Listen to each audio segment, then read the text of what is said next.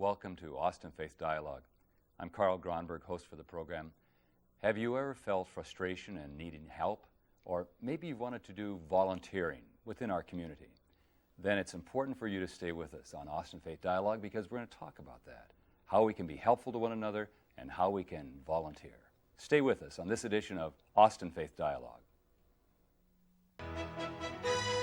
Austin Faith Dialogue, at the crossroads of religion and life, a series highlighting the cultural and social interactions between the worshiping and religious communities in and around the capital city. Austin Faith Dialogue is brought to you by the Austin Metropolitan Ministries in cooperation with KXAN. Join us now in Austin Faith Dialogue.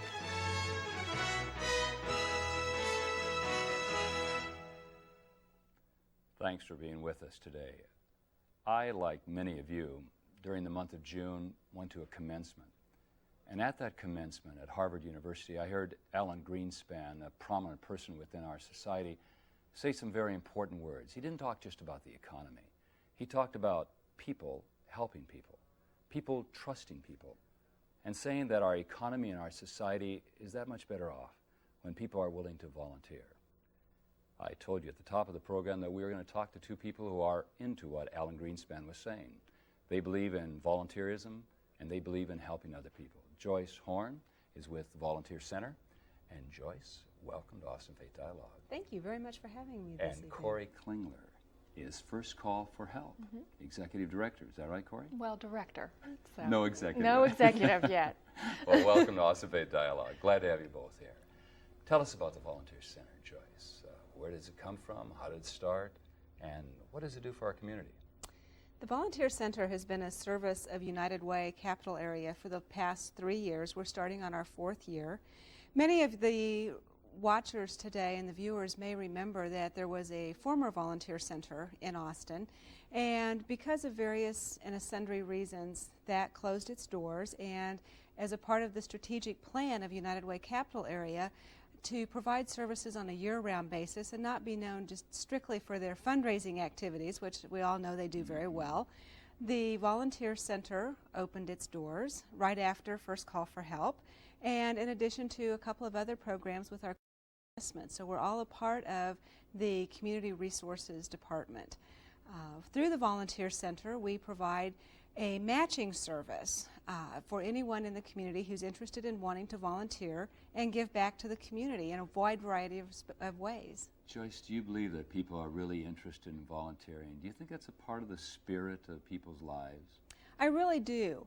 And we see that day in and day out. I can't say that 100% of our community will ever volunteer, but there's a good portion and a good percentage who do. And I think that's on the increase. We see the calls increasing. We go through peaks and valleys, obviously, but it really is something that people are interested in wanting to give back to the community and to get involved. They're interested in doing that through their place of employment. They're interested in doing that as role modeling for their children. They're interested in doing that with their own faith-based organizations. So we're really seeing it in a wide variety of capacities. I want to tell you a story in just a minute, but let's get Corey into this discussion, right? Corey, tell us about First Call for Help. Well, First Call for Help is a comprehensive, confidential, bilingual, free information referral service. It started 3 years ago. We're in our 4th year of operations, but in the early 1990s, the state legislature mandated the creation of a statewide network of information referral providers so communities could talk to each other about what's going on in health and human services in their communities. And we discovered that Austin didn't really have an information referral provider that was ready to step up to that kind of communication with other communities and talk about what's going on in the community and give some data back to the community about what's happening. So in 1996, United Way, along with some community partners like IBM, Seton, Austin Community Foundation, RGK Foundation, started First Call for Help. And what we do basically is link people with services. And if people need some services in the community, they need assistance, a lot of times you don't know where to start. and First Call for Help is the place to start. We can help you find that assistance you're looking for. The name says it all, doesn't it? First Exactly, Call for Help. exactly. If people need to be linked up with those agencies that can help them to maybe answer some of their needs, you're there. That's right. My story is that I know a person in the community who has run afoul of the legal system, and he is now trying to put his life together, Joyce. And he said to me recently, Pastor, I've realized that if I'm going to really become a full person, I have to volunteer. I have to find somebody where I can go and do something for them, not just be so into my own life. I need to become a volunteer. And he found an organization, and he went out and he has started giving of himself. Instead of taking and always asking others to do for him, he's reached that point. And I think that's a spiritual reality, that he now thinks enough of himself that he can give back, he can volunteer. And I like that. I think that he jumped a lot in my estimation when he did something like that. There are benefits of being volunteers. Oh, definitely. We find that most people who volunteer are 10% more likely to be healthier. Oh, that's a good So reason. that's one reason.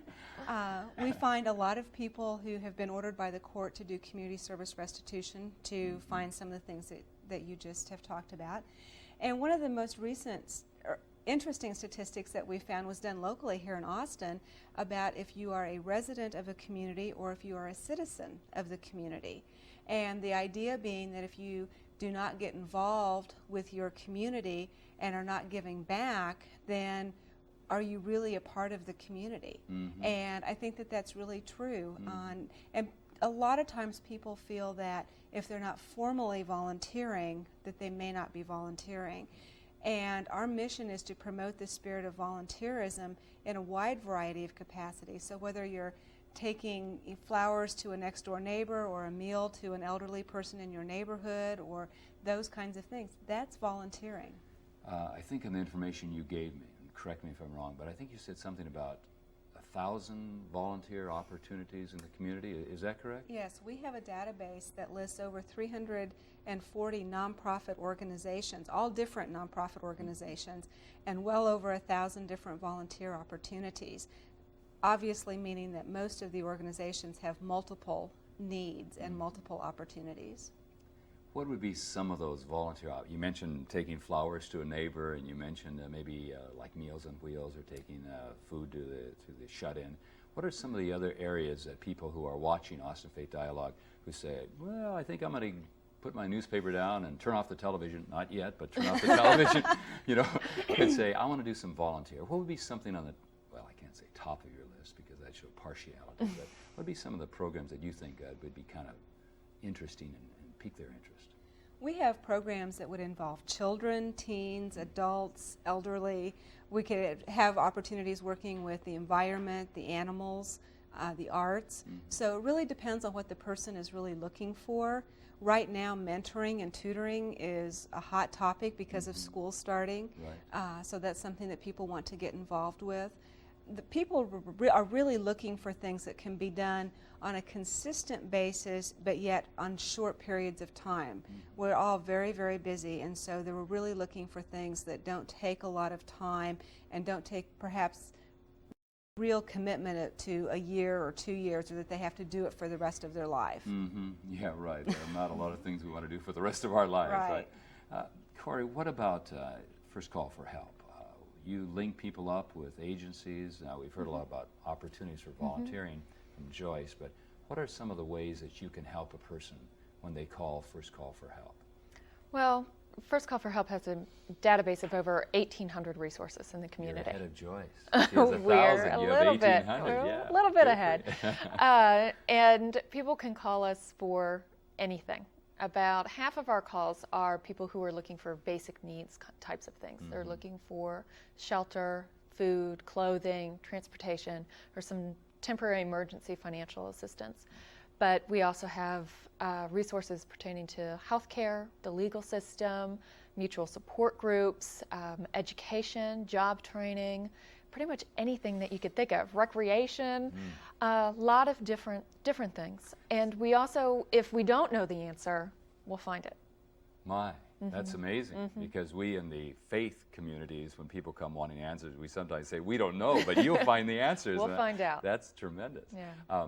You have some resources that help you with those 1,800 areas, and in the second part of the program, we're going to get into that, Okay. but we're not do it yet. Okay. I'm wondering what really attracts you to what you do. Now, Corey, you told me you were a social work major, is that correct, when you were in college? Yeah. And what led you to think that you would like to do something like this and First Call for Help? Well, I always knew that I wanted to work in nonprofit. I had that kind of calling to me that's serving my community is what I wanted to do. So I got my master's in social work, but there wasn't one particular area that I was interested in. So I had an internship with United Way Capital Area, and I really enjoyed that and believed firmly in what United Way was doing in supporting a network of services, and that all services are important. When I graduated, this job came open, and I knew nothing about information referral like everybody else. I didn't know what it was, but it's turned out to be perfect for me because I get to do everything, and there's no one particular area that we focus on. That's great. We recognize the importance of all the services in our community, and that each of them serves someone at some important time in their life. I don't know, Joyce, if I told you how I met Corey, but she came by the church. And a lot of people come by the church looking for help frequently, but Corey came by the church, and she was handing out these little cards. And I looked and I said, my goodness, I think you'd be good for a television program, Austin Faith Dialogue. How about sometime coming and talking about your program? And you do it well, and I can tell that you care about what you're doing. And I like the idea of this networking and this putting people in touch with those agencies or places where they can get some help. Joyce, how about you? How did you happen to find your way into being director of the Volunteer Center? I was working at another nonprofit organization. My background is actually in criminal justice, and was working with people with developmental disabilities in the criminal justice system, and was asked if I would like to do the volunteer coordination for that agency on a part-time basis. And it just turned out to be a really wonderful experience, and have moved on into this particular position as well, and have been with the organization for a little over 2 years. Well, you both bring a lot to whatever you're about, and that's what we want to explore in the second part of the program. We want to talk a little bit about stories and people that you meet, and how, well, some success stories, because you can give answers and you can hook people up. And so we'll want you to stay with us on Austin Faith Dialogue as we continue talking about how we go about helping one another in this community so the community is enriched and our lives are better, and how we can volunteer to make the place we live a better home. Stay with us, will you please, on Austin Faith Dialogue.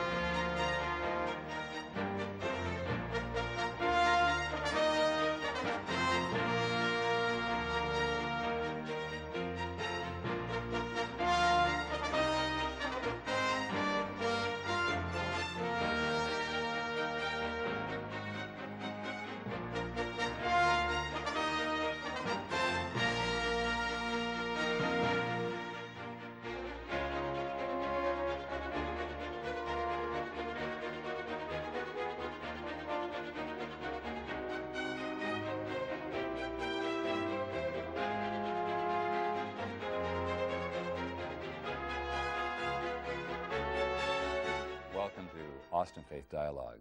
I'm real excited about this program because we're talking about two of the favorite areas of life for me personally. I think it's very important that we think enough of ourselves that we're willing to volunteer, to give of ourselves, of our talent and our time. And as a clergy person, you know, I like you to give of your treasure also. But I also think it's important that we know how to be linked up, how to make connections, and how to be able to serve and make our community better. So Joyce and Corey are here with us on Austin Faith Dialogue, and we're talking about that. First part of the program, you gave us some background, not only on the program, on the Volunteer Center and First Call for Help, but also in yourselves, and I thank you for doing that. That's important, I think, for our viewers to know that you're real human beings within this community and that you're trying to make a difference and that they can partner with you in that process of making a difference. Now let's talk a little bit about specifics. Let's talk about the Volunteer Center and some of the programs you have. You talked about 1,000 agencies, volunteer agencies and opportunities that we have. Now tell us about donated goods. Is that how we talk about that? Tell our viewing audience about that, Joyce. We have a donated goods program that we coordinate through the Volunteer Center. And what that means is we work with the City of Austin's bulky item pickup, and we also work with a lot of the corporate community. And anyone who has something that they would like to donate to a nonprofit organization that's going to help that organization increase their efficiency, their effectiveness, or that they can pass on to their program participants. Oftentimes we work with agencies who are working with people who have left their homes because of either homelessness or abuse or neglect and have been in a safe shelter for a while and are needing to get back out into the community and have no resources and very limited financial resources. Right. So with that, we're able to pass on anything that's in good condition and in working order. And that can be appliances, clothes, dishes, furniture, it can be office supplies, it can be desks, file cabinets, computers, telephone systems, all of those things. And as a part of our database, we maintain what we call the wish list. And so when someone's interested in donating that, we then get into our database, find out who would like something like that, call them, make that connection, and then put those two people in contact with each other. What a great program.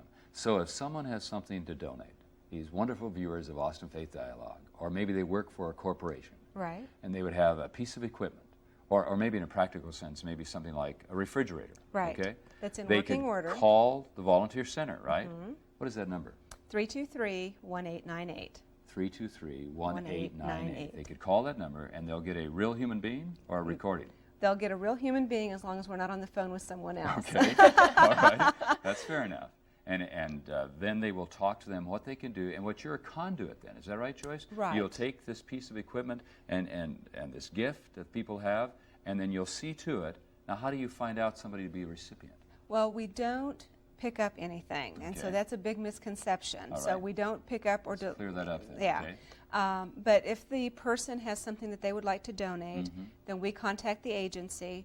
We give the agent, if they want that particular item, then we give the agency the name of the donor and the telephone number, and we in turn call the donor back and give the name of the agency, a contact person, and a telephone number. And then the two of them get together to make arrangements for pickup or delivery. God, you're amazing how you put people together. I think that's marvelous. Thank you. Kind That's of like fun. Cupid. Yeah. Bringing folks together. We're definitely a matching service. Yeah. Both of us are supposed to say a dating service. Let's but not say certainly a dating service. matching Yeah, service. that's wonderful. All right, Corey. Okay. Now, that's a marvelous story. Let's see if you can top that. All right, that's pretty impressive, right? How do they first call for help? Give us an example. You told me off the air of a wonderful story, and I want you to tell our viewers that same kind of story, because that's really touching about this 18-year-old person.